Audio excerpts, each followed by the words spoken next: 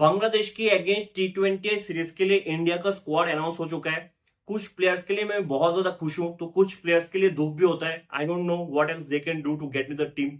जिनके लिए मैं बहुत ज्यादा खुश हूं वो है अभिषेक शर्मा, नीतीश कुमार रेड्डी और मयंक यादव। मैं आईपीएल के टाइम से कह रहा हूं कि इन तीनों का परफॉर्मेंस चाहे जैसा भी हो, इनको जल्दी से जल्दी इंडिया की टीम में मौका मिलना चाहिए, इनको ग्रूम करना चाहिए। मुझे लगता है कि तीनों मैच विनर्स है और तीनों के पास जो स्किल सेट है बहुत ही रेयर ब्रीड है इंडिया की सर्किट पे, डोमेस्टिक सर्किट में भी। तो बहुत ज्यादा खुश इन तीन प्लेयर्स के लिए। एक जो सरप्राइजिंग इंक्लूजन भी है स्क्वाड में वो है वरुण चक्रवर्ती। तो उसका भी जो थोड़ा सा कंफ्यूजन है उसके बारे में बात करेंगे डिटेल्स में। पहले उन दो प्लेयर्स की बात करते हैं जिनका सिलेक्शन नहीं हुआ है, वो है ईशान किशन और ऋतुराज गायकवाड़। मेरे तो समझ से बाहर है कि ईशान किशन और ऋतुराज गायकवाड़ इंडिया की बैकअप का भी बैकअप नहीं है। आप समझ रहे हो इस चीज? जब शुभमन गिल नहीं है, जायसवाल नहीं है, ऋषभ पंत नहीं है, फिर भी इन दोनों का सिलेक्शन नहीं बन रहा है। एटलीस्ट पहले तो हमारे पास एक एक्सक्यूज हो ना कि गिल और जायसवाल बेटर ओपनर से ऋतुराज से, इसलिए उनका सिलेक्शन हुआ है। लेकिन अब तो ये दोनों भी नहीं है, ऋषभ पंत भी नहीं है, फिर भी ईशान किशन का भी सिलेक्शन नहीं हुआ, ऋतुराज का भी सिलेक्शन नहीं हुआ। सिलेक्शन किसका हुआ? जितेश शर्मा का। अगर मैं आपको स्टैट्स भी दिखा दूं, हालांकि बहुत लोग कहेंगे कि इन दोनों का ईरानी कप में सिलेक्शन हुआ इसलिए इंडिया की टीम में सिलेक्शन नहीं हुआ है। ऐसा नहीं होता है। ठीक है, अगर इंटरनेशनल और डोमेस्टिक दोनों एक साथ आ रहे हैं, कोलैबोरेट कर रहे हैं, दोनों एक साथ कोलाइड हो रहा है उनका शेड्यूल, तो बीसीसीआई ये डिसाइड करता है कि इनमें से कौन किसको हम इंडिया की टीम में देख रहे हैं उसको हम डोमेस्टिक के लिए सिलेक्ट नहीं करेंगे। तो इन दोनों का ईरानी कप में सिलेक्शन इसलिए हुआ है क्योंकि बीसीसीआई को ऑलरेडी पता था इन दोनों को हम इंडिया की टीम के लिए सिलेक्ट नहीं करेंगे। फॉर एग्जाम्पल, अगर मान लो बॉर्डर गवस्कर ट्रॉफी और रणजी ट्रॉफी एक साथ चल रहा है, तो क्या आप ऋषभ पंत को रणजी ट्रॉफी खिलाओगे बॉर्डर गवस्कर ट्रॉफी में किसी और को भेज के? नहीं ना। इंपॉर्टेंट क्या है? International cricket. अगर इंटरनेशनल क्रिकेट में आपको लगता है कि ये प्लेयर डिजर्व करता है तो आप पहले उसको इंटरनेशनल क्रिकेट के लिए सिलेक्ट करोगे, फिर डोमेस्टिक के लिए भेजोगे। इन दोनों ईरानी कप इसलिए खेल रहे हैं क्योंकि बीसीसीआई को पहले से पता था इनको हम सिलेक्ट नहीं करेंगे इंटरनेशनल क्रिकेट के लिए। तो कुछ टेस्ट पे बात करते हैं, क्योंकि ईशान किशन, जो मुझे याद है लास्ट T20 ऑस्ट्रेलिया के अगेंस्ट खेला था जहां पे उन्होंने 3 मैचेस खेला था। आप उनकी स्टेट्स भी देख लो एक बार। 3 मैचेस खेला था, लास्ट इंटरनेशनल सीरीज था ईशान किशन का T20। ठीक है, पहले मैच पे 0 बनाया था, दूसरे मैच पे 32 बॉल्स पे 52, तीसरे मैच पे 39 बॉल्स पे 58, all together 110 run with strike rate of 144.75।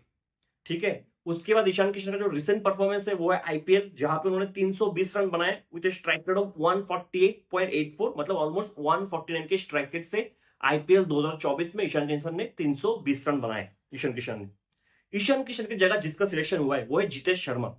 Jitesh Sharma का परफॉर्मेंस देखो, जो रिसेंट परफॉर्मेंस है उसका वो है आईपीएल 2024। आईपीएल 2024 में जितेश शर्मा ने सिर्फ 187 रन बनाए, सिर्फ 187 run with an average of only 17 का एवरेज जितेश शर्मा का आईपीएल 2024 में। उसका सिलेक्शन हुआ इंडिया की टीम में। आईपीएल भी छोड़ दो, जितेश शर्मा इंडिया के लिए इससे पहले आईपीएल से पहले 9 मैचेस खेला है, 9 इंटरनेशनल मैचेस T20 इंडिया के लिए जितेश शर्मा, जहां पे 9 मैचेस में सिर्फ 100 रन बनाए जितेश शर्मा ने with an average of 14।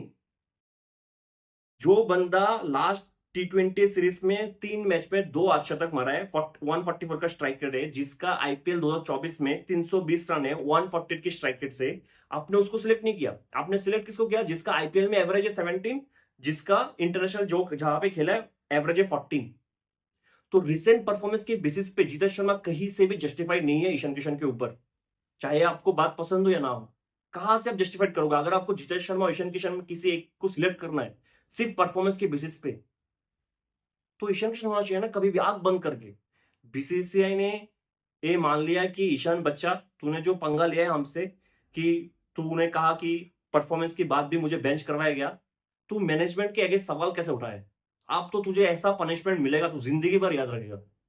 This is the only statement BCCI give to Ishan Kishan. यही स्टेटमेंट है, वरना मुझे नहीं पता कि ईशान किशन का सिलेक्शन नहीं हो रहा है जहां पे Jitesh Sharma without any performance उसका सिलेक्शन हो गया। अगर ध्रुव जुरल का भी हो जाता ना तो भी फिर मैं मान लेता कि एटलीस्ट ध्रुव जुरल ने इंडिया के लिए टेस्ट मैच में तो अच्छा किया है, थोड़ा सा मैच्योरिटी दिखाया है, इसलिए वो है। नहीं है जितेश शर्मा, जिसका कहीं पे भी परफॉर्मेंस ही नहीं है, जो खराब लगता है। लेकिन ठीक है, ईशान किशन अभी जिंदगी भर याद रखेगा कि उसको वो स्टेटमेंट पास नहीं करना चाहिए था कि परफॉर्मेंस की बात भी बेंच करवाया गया, हालांकि वो स्टेटमेंट भी सही निकला है। आप ऋतुराज गायकवाड़ के बारे में बात करते हैं। ऋतुराज गायकवाड़ का लास्ट जो इंडिया के लिए खेला था वो 3 T20 उसने खेला था जिम्बाब्वे के अगेंस्ट, जहां पे उसने 133 रन बनाए हैं, 66.5 के एवरेज है। 66.5 के average with strike rate of 158। ये ऋतुराज का लास्ट T20 या इंटरनेशनल क्रिकेट का परफॉर्मेंस है। इससे पहले ऋतुराज ने आईपीएल खेला था। आईपीएल 2024 में ऋतुराज ने 583 रन बनाए with an average of 53 and strike rate of 141। 583 run. इससे पहले ऋतुराज जब इंडिया के लिए T20 खेला था वो था दिसंबर 2023 में ऑस्ट्रेलिया के अगेंस्ट 5 T20 मैचेस खेला था, जहां पे ऋतुराज ने 223 रन बनाए with average of 55.75 and strike rate of 159। इतना सब कुछ करने के बाद भी उसका सिलेक्शन नहीं हो रहा है। चलो मैं एक मोमेंट के लिए मान लेता हूं कि Shubman Gill is a better T20 batsman than Ruturaj Gaikwad, लेकिन जब शुभमन गिल नहीं है टीम में, अभी उनको अपने रेस्ट दिया, फिर भी ऋतुराज का सिलेक्शन नहीं हो रहा है इस परफॉर्मेंस के बाद भी। तो बंदा इससे बेटर और क्या कर सकता है? इससे बेटर और क्या कर सकते हैं? आईपीएल में परफॉर्मेंस है, इंटरनेशनल जहां जहां पे खेला वहां पे परफॉर्मेंस है T20 में, तो फिर उसका सिलेक्शन क्यों नहीं हो रहा है? मैं एटलीस्ट उम्मीद करता हूं कि बीसीसीआई ऋतुराज को क्लियर पिक्चर दे दे कि हम आपसे ये एक्सपेक्ट करते हैं, जब तक आप इस एक्सपेक्टेशन क्राइटेरिया को मीट नहीं करोगे आपका सिलेक्शन नहीं होगा। एटलीस्ट उसके माइंड पे तो क्लियर रहे कि मेरा सिलेक्शन इस वजह से नहीं हो रहा है, उसको रीजन पता होना चाहिए ताकि वो इसलिए इससे बेटर करे। अगर उसको रीजन ही नहीं पता है तो वो कैसे बेटर करेगा खुद को, क्योंकि उसको पता ही नहीं है व्हाट इज ही लैकिंग। तो मेरे हिसाब से तो मतलब इन दोनों का सिलेक्शन होना चाहिए था। अगर मेन प्लेयर्स नहीं है, मैं मान के भी चल रहा हूँ कि मेन प्लेयर जो इंडिया की T20 टीम में होता है वो उनसे बेटर है, जब बेन प्लेयर्स नहीं है तब तो उनका सिलेक्शन होना चाहिए था इस परफॉर्मेंस के बेसिस पे। ऋतुराज गायकवाड़ शायद T20 रैंकिंग में भी है, लेकिन रैंकिंग जाए भाड़ में, इसका रिसेंट परफॉर्मेंस देख लो, इस बेसिस पे भी उसका सिलेक्शन नहीं हो रहा है। सिर्फ डोमेस्टिक में उसको कैप्टन बनाया जा रहा है, एक के बाद एक सीरीज पे, एक के बाद एक टूर्नामेंट पे। ठीक है, और ऐसा नहीं है कि लॉन्गर फॉर्मेट में उसको कंसिडर कर रहे हैं, क्योंकि अगर ओडीआई टेस्ट में देख लो आप, ऋतुराज कहां से आएगा? क्योंकि सीनियर प्लेयर सब है उधर। जब तक सीनियर प्लेयर रिटर्न नहीं होंगे ऋतुराज का नाम भी नहीं आएगा ओडीआई इसमें टेस्ट में। तो ऋतुराज से एग्जैक्टली एक्सपेक्टेशन क्या है सिलेक्टर्स का, मुझे पता नहीं लगा अभी तक। ठीक है, जो मेरे समझ से बाहर है। जो थर्ड सरप्राइज है वो है वरुण चक्रवर्ती, जिनका सिलेक्शन हुआ है। अब जो मैं कहना चाहूंगा शायद उसके लिए मुझे थोड़ा सा हेट मिल सकता है, but it's fine, I am going to address it. Varun Chakravarthy शायद जब से केकेआर की टीम में जोड़ा है, he was one of the most important player and he is, शायद नेक्स्ट ईयर भी वो रहेगा केकेआर के लिए। जब से आया, ऐसा नहीं कि लास्ट ईयर सिर्फ अच्छा किया, हमेशा वरुण चक्रवर्ती जब से केकेआर में आया, he was one of the most important player for KKR, there is no doubt in that. 2024 में वरुण चक्रवर्ती ने शायद 24 विकेट्स लिया केकेआर के लिए, if I am not wrong, एक बार स्टैट्स चेक कर लेता हूं जी। 21 विकेट्स लिया, 15 मैच पे 21 wickets with an average of 19 and an economy of 8। ठीक है, शायद सेकंड हाईएस्ट विकेट टेकर था Varun Chakravarthy last year IPL में। बेहतरीन परफॉर्मेंस था, no doubt in that. Mystery spinner है, नो डाउट इन दैट। अगर वरुण चक्रवर्ती ने आईपीएल में इतना अच्छा परफॉर्म किया, तो आईपीएल की बाद T20 वर्ल्ड कप था, उसके बाद जिम्बाब्वे के अगेंस्ट 5 T20 मैचेस था, जहां पे कोई भी सीनियर प्लेयर्स नहीं था। उधर वरुण चक्रवर्ती का सिलेक्शन क्यों नहीं हुआ है? मेरा सवाल यही है, और अगर किसी को जवाब पता है तो मुझे ये बता दो, why was Varun Chakravarthy not selected for the Zimbabwe T20 series? अगर वरुण ने इतना अच्छा किया आईपीएल में, जो किया भी है, तो उसका जिम्बाब्वे सीरीज पे सिलेक्शन क्यों नहीं हुआ? और अभी जिम्बाब्वे वाला सीरीज हो गया, 2 महीने हो गया। 2 महीने में उसने क्या कर लिया कि उसको सिलेक्शन बांग्लादेश के साथ अगेंस्ट हो रहा है? सिलेक्टर्स इतने ज्यादा फ्लक्चुएट होते हैं इधर इंडिया में, जिसका मतलब उनको भी पता नहीं होगा कि वो लोग क्या कर रहे हैं। अगर वरुण चक्रवर्ती ने आईपीएल में इतना अच्छा किया, तो उसका सिलेक्शन जिम्बाब्वे के अगेंस्ट 5 मैच था, उधर नहीं हुआ, जहां पे कोई भी सीनियर प्लेयर नहीं था। उस वाले सीरीज पे भी कोई सीनियर प्लेयर नहीं था, उधर स्पिनर्स थे रवि बिश्नोई और वॉशिंगटन सुंदर, उधर उसका सिलेक्शन नहीं हुआ। तो इन 2 महीने के गैप में, जिम्बाब्वे की सीरीज और बांग्लादेश की सीरीज, इन 2 महीने के गैप में वरुण चक्रवर्ती ने ऐसा क्या खास कर लिया कि वरुण चक्रवर्ती सिलेक्शन अभी हो रहा है? डिजर्विंग है, मानता हूं, लेकिन डिजर्विंग तो वो जिम्बाब्वे सीरीज में भी था। ऐसा नहीं ना कि जिम्बाब्वे सीरीज में कुलदीप यादव थे, अक्षर पटेल था, इसलिए उसका सिलेक्शन नहीं हुआ। श्रीलंका वाले सीरीज को तो मैं बात नहीं कर रहा हूं, क्योंकि श्रीलंका वाले सीरीज में अक्षर पटेल था T20 में, इसलिए मैं मान लेता हूं कि इसलिए नहीं हुआ था। लेकिन जिम्बाब्वे सीरीज में क्यों नहीं हुआ? और आपको याद होगा 24 जून 2024, जब जिम्बाब्वे वाला सीरीज का स्क्वाड अनाउंस हो चुका था, हुआ था, वरुण चक्रवर्ती ने अपने इंस्टाग्राम में स्टोरी डाला था कि I wish I had a PR agency. जिस दिन इंडिया का स्क्वाड अनाउंस हुआ था जिम्बाब्वे के अगेंस्ट, जब वरुण चक्रवर्ती सिलेक्ट नहीं किया गया, तब वरुण चक्रवर्ती ने अपने इंस्टाग्राम में स्टोरी डाला था, I wish I had a PR agency. मैं आपको डिफरेंस बोलता हूं, अगर किसी को जवाब नहीं पता ना कि वरुण चक्रवर्ती आईपीएल में इतना अच्छा किया था, फिर भी उसको जिम्बाब्वे सीरीज में क्यों मौका नहीं मिला, जब उधर भी कोई सीनियर प्लेयर नहीं था।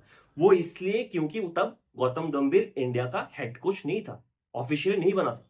जिम्बाब्वे वाले सीरीज पे गौतम गंभीर इंडिया का हेड कोच नहीं था, ठीक है, और अभी गौतम गंभीर हेड कोच है, तो ये चेंज है। वरना आप मुझे कहीं से भी एक्सप्लेन नहीं कर सकते हो कि इन 2 महीने में वरुण चक्रवर्ती ने क्या स्पेशल कर दिया कि जिम्बाब्वे वाले सीरीज में जहां पे कोई सीनियर मेंबर नहीं था उधर उसको सिलेक्शन नहीं हुआ, इस वाले सीरीज को सिलेक्शन हो गया डायरेक्ट। अब कोई भी कहेंगे कि 2 महीने में वरुण चक्रवर्ती ने तमिलनाडु प्रीमियर लीग में बहुत अच्छा किया है। मैं तमिलनाडु प्रीमियर लीग से इंडिया की टीम में मौका नहीं मिलता। तमिलनाडु प्रीमियर लीग से मैं आपको 10 प्लेयर गिना दूंगा जो बहुत अच्छा करते हैं हमेशा, जिनका दूर दूर से नाम नहीं है। इनफैक्ट उनका आईपीएल में भी अनफुल जाते हैं लोग, ठीक है। तो यही डिफरेंस है कि अभी गौतम गंभीर आया, और गौतम, ये होता है कि जब गौतम गंभीर इतने साल तक वरुण चक्रवर्ती के साथ काम कर लिया तो उनको पता है, एक विजन पता है उस प्लेयर का, शायद वो लोग मतलब उनको दिखता है कि he has a great career ahead. ऐसा होता है, जब धोनी भी था, जब कृष्णमचारी श्रीकांत बीसीसीआई का चीफ सिलेक्टर था, श्रीनिवासन बीसीसीआई का हेड था, धोनी इंडिया कैप्टन था, तो बहुत सारे सीएसके प्लेयर्स इंडिया के लिए डेब्यू किया है। Same went for Virat Kohli, जब विराट कोहली इंडिया के कैप्टन थे तो बहुत सारे आरसीबी के प्लेयर्स डेब्यू किया है। जब रोहित शर्मा थे, अजीत अगरकर था, तो बहुत सारे मुंबई के प्लेयर्स भी डेब्यू किया है। तो ऐसा होता है, there is no nothing wrong in that, और वरुण चक्रवर्ती डिजर्विंग है।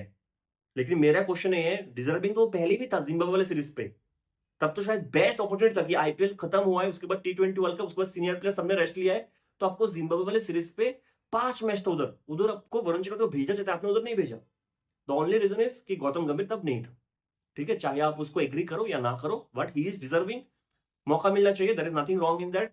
शायद बैटिंग पे थोड़ा सा इंप्रूव करना चाहिए, क्योंकि अभी जो इंडिया का माइंडसेट है कि सबको थोड़ा बहुत बैटिंग आना चाहिए, और वरुण चक्रवर्ती फील्डिंग थोड़ा सा वीक है, but is a great bowler. मैं उम्मीद करता हूं कि उसको खेलने का मौका मिले, क्योंकि रवि, विष्णु, वाशिंगटन सुंदर इधर भी है, तो प्लेइंग 11 क्या होगा वो बहुत इंटरेस्टिंग होगा। अगर आप एक चीज नोटिस करो तो कुलदीप यादव पिछले 3 टी20 सीरीज में नहीं थे इंडिया के स्क्वाड में, ठीक है। जिम्बाब्वे वाला सीरीज मुझे समझ में आता है, क्योंकि कुलदीप तब वर्ल्ड कप का पार्ट था तो रेस्ट दिया गया, लेकिन श्रीलंका वाले टी20 सीरीज में कुलदीप यादव का नाम नहीं था, जो मैंने तब भी डिस्कस किया था। ओडीआई में था लेकिन टी20 में नहीं था, फिर अभी भी नहीं है। हालांकि कुलदीप अभी टेस्ट टीम में है और टेस्ट के हर एक प्लेयर्स को रेस्ट दिया गया, लेकिन कुलदीप टेस्ट कितना खेलेगा, इस वाले मैच में तो नहीं है। और आपको लगता है कि न्यूजीलैंड का तीनों मैच खेलेगा, और बीजीटी में तो शायद ही कुलदीप खेलेगा। तो मेरे हिसाब से I can smell something fishy. मुझे ऐसा लगता है कि कुलदीप यादव को धीरे धीरे शायद टी20 की स्कीम ऑफ थिंग से बाहर किया जाएगा, ऐसा मुझे लगता है। मुझे पता नहीं, क्योंकि 3 टी20 सीरीज में कुलदीप का लगातार ना होना थोड़ा बहुत तो मुझे फिशी लगता है। इधर एक बॉलर के बारे में बात करना चाहूंगा, वो है चाहल। मुझे लगता है कि चाहल को पोस्ट डाल देना चाहिए इंस्टाग्राम में कि from this time onwards consider me retired. क्योंकि अगर चाहल आईपीएल में फर्स्ट हाफ में बहुत अच्छा किया था, उसके बाद आईपीएल की परफॉर्मेंस के बेसिस पे उसका टी20 वर्ल्ड कप में सिलेक्शन हुआ था, जहां पे उसको एक मैच खेलने का भी मौका नहीं मिला। टी20 वर्ल्ड कप के बाद वो गायब ही है, ये थर्ड सीरीज है, कहीं भी उसका नाम नहीं आ रहा है। इसका मतलब है चाहल का कहीं फॉर्मेट भी नाम नहीं आएगा। तीनों फॉर्मेट हो चुका है टी20 वर्ल्ड कप के बाद, टी20 आई, ओडीआई, टेस्ट, कहीं पे भी चाहल का नाम नहीं है। तो मुझे लगता है कि चाहल फिर से, आप चाहल को शायद इंडिया के जर्सी में कभी नहीं देखोगे। रिटायर्ड ले ले तो ही अच्छा है, वरना वो भी ऐसे भरोसों में रहेगा कि शायद अभी आ जाएगा, अभी आ जाएगा। नहीं आएगा, मुझे नहीं लगता नहीं आएगा। हो सकता है जैसे अश्विन का होता है कि हर एक वर्ल्ड कप में अश्विन का नाम आ जाता है, ओडीआई वर्ल्ड कप में, टी20 वर्ल्ड कप में, ऐसा बहुत सा होता है। ऐसा होना है, होगा तो हो सकता है चाहल के साथ, वरना तो मुझे नहीं लगता कि चाहल का फिर से कभी इंडिया की जर्सी में चाहल को आप खेलते हुए देखोगे। जो बाकी प्लेयर्स है उनके बारे में ज्यादा बात करके फायदा नहीं है। जो यूजुअल प्लेयर्स है, सूर्य कुमार यादव जो कैप्टन है, फिर रिंकू सिंह है, रियान पराग है, संजू सैमसन। मुझे लगता है कि संजू और अभिषेक शर्मा ओपनिंग करेंगे। हार्दिक पांड्या, शिवम दुबे, वाशिंगटन सुंदर, रवि बिश्नोई, अर्शदीप सिंह एंड हर्षित राणा। हर्षित राणा का पहला कॉल है, ठीक है, क्योंकि टी20 में वो जिम्बाब्वे वाले सीरीज में एज रिप्लेसमेंट आया था। ओडीआई में सिलेक्शन हुआ था श्रीलंका सीरीज में, टी20 में नहीं हुआ था, ओडीआई में हुआ था। तो श्रीलंका टी20 में पहला कॉल है हर्षित राणा का, अच्छा लगा सुन के। अब जो 3 प्लेयर्स है जो बहुत हाईली टैलेंटेड है, और मैं चाहता हूं कि तीनों हर एक मैच खेले, वो है अभिषेक शर्मा। एक क्या ओपनर है, मतलब बॉलर का लाइन ऑफ लाइन बिगड़ रख सकता है। अभिषेक शर्मा 5 मैचेस खेला था उधर जिम्बाब्वे में, 4 इनिंग्स पे शायद बैटिंग किया था, जिधर उन्होंने 124 रन बनाए और 174 का स्ट्राइक रेट है, और एक मैच पे 47 बॉल पे 100 मारा था। बेहतरीन नॉक था वाला नॉक। और आप याद करो, शायद 2 ही मैच पे उसने ओपनिंग किया था, ठीक है, बाकी मैच में नंबर 3 पे आया था। तो उम्मीद करता हूं जो कैप्टन है अभी सूर्य कुमार यादव, अभिषेक शर्मा से ओपनिंग करवाएंगे, ये मेरा उम्मीद है। आईपीएल 2024 में 484 run with strike rate of 204। तो मैं तो चाहता हूं कि अभिषेक शर्मा हर एक मैच खेले इंडिया के लिए। ऐसा ना हो कि जब मेन प्लेयर्स वापस आ जाए उसको स्क्वाड से निकाल दे। मैं तो उसको देखना चाहूंगा टी20 में एटलीस्ट। जो दूसरा इंक्लूजन है वो नीतीश कुमार रेड्डी। मुझे तो बहुत खास प्लेयर लगता है और देख के अच्छा लगा कि बीसीसीआई फॉर्मेट को मिक्स नहीं कर रहा है, कि दिलीप ट्रॉफी में कुछ भी नहीं किया 3 मैच पे, ना बैट से ना बॉल से, तो उसको T20 में भी नहीं लेंगे। फॉर्मेट को मिक्स नहीं कर रहा है और ऐसा स्किल सेट का प्लेयर बहुत रेयर है, बहुत रेयर है। आराम से 135 138 की स्पीड से बॉलिंग भी डाल देता है और बैटिंग तो उसका कमाल है ही। आप मान लो ना, शायद अगर आप इस सोच के चलो कि हार्दिक पांड्या, नीतीश कुमार रेड्डी, अक्षर पटेल तीनों एक ही प्लेइंग इलेवन में हैं, तो इंडिया को हराना बहुत मुश्किल हो जाएगा, चाहे कोई भी फॉर्मेट हो। ठीक है, अगर हार्दिक पांड्या, नीतीश कुमार रेड्डी, अक्षर पटेल तीन लोअर ऑर्डर मिडिल ऑर्डर पे खेलेंगे, अनबिटेबल हो जाएगा इंडिया का टीम। टू बी वेरी ऑनेस्ट, मैं चाहता हूं कि नीतीश कुमार रेड्डी वो प्लेयर है, चाहे मुझे तो लगता है कि तीनों फॉर्मेट खिलाना चाहिए उसको, ग्रूम करना चाहिए, बेहतरीन टैलेंट है। जो तीसरा इंक्लूजन है वो है the pace sensation Mayank Yadav. थोड़ा सा इंजरी कंसर्न रहता है क्योंकि मैं खुद मयंक को जब से जानता हूं तब से वो 3 बार इंजर्ड हो चुका है। ठीक है, बेहतरीन बॉलर है। अगेन मुझे लगता है कि मयंक यादव वो बॉलर है जो शायद 3 फॉर्मेट नहीं खेल सकता। मुझे लगता है कि मयंक यादव T20 भी खेल सकता है, ओडीआई भी खेल सकता है, टेस्ट भी खेल सकता है। अगर इतना इंजरी कंसर्न है बिना खेले, तो 3 फॉर्मेट कहां से खेलेगा? ठीक है, लेकिन बेहतरीन टैलेंट है, 150 आराम से डाल देता है। आपको याद ही होगा जो लखनऊ वर्सेस आरसीबी का मैच हुआ था इधर चिन्नास्वामी में, उधर मैक्सवेल और कैमरन ग्रीन को पेस से बीट कर दिया था। ऑस्ट्रेलिया के 2 प्लेयर जो बड़े होते हैं ऐसे कंडीशन में खेल के, उनको पेस से बीट कर दिया था मयंक यादव ने। 155 156 आराम से डाल रहे थे, तो मेरे हिसाब से मयंक यादव का भी डेब्यू हो जाना चाहिए इस सीरीज पे। मैं चाहता हूँ इन तीनों का तो डेब्यू हो ही जाए, जिनको भी फर्स्ट मौका मिल रहा है, हर्षित राणा चाहे हर्षित राणा, वो सबको मौका मिले खेलने को।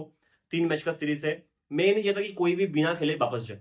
ऐसा मतलब बहुत अजीब लगता है मुझे, जैसे कि यश दयाल आया था इंडिया टीम में, मेरे हिसाब से तो हो जाना चाहिए था इस मैच पे, लेकिन नहीं है। अगर आपको मौका मिला तो हमेशा वो एक्सप्रेशन होता है कि मैं भी इंडियन जर्सी पहनूं, मैं भी कैप पहनूं, जो बहुत प्राउड मोमेंट होता है। तो मेरे हिसाब से अगर किसी का भी सिलेक्शन हो रहा है, ठीक है, until unless it's world cup, क्योंकि वर्ल्ड कप में आप रिस्क नहीं ले सकते हो कि किसी का भी डेब्यू करवा दे। ठीक है, अनटिल अनलेस बायलैटरल सीरीज है, छोटा मोटा सीरीज है, तो आप, मैं तो चाहता हूँ कि सबका डेब्यू हो जाए एक ही सीरीज में। बाकी सब रेगुलर बॉलर्स है, रेगुलर प्लेयर्स है, उनके बारे में बात करके कुछ फायदा नहीं है। अगर मैंने कुछ मिस किया तो आप प्लीज कमेंट सेक्शन में बता दीजिए कि मैंने इस प्लेयर्स के बारे में कहना भूल गया हूं, या फिर मैंने कुछ पॉइंट मिस कर दिया हो, या फिर आपको लगता है कि जो मेरा सोच है वो थोड़ा ठीक नहीं है, आपको थोड़ा अलग लगता है किसी का भी सिलेक्शन, तो इस बारे में आप कमेंट में बता दीजिए। मिलते हैं अगले वीडियो में, तब तक के लिए जय हिंद।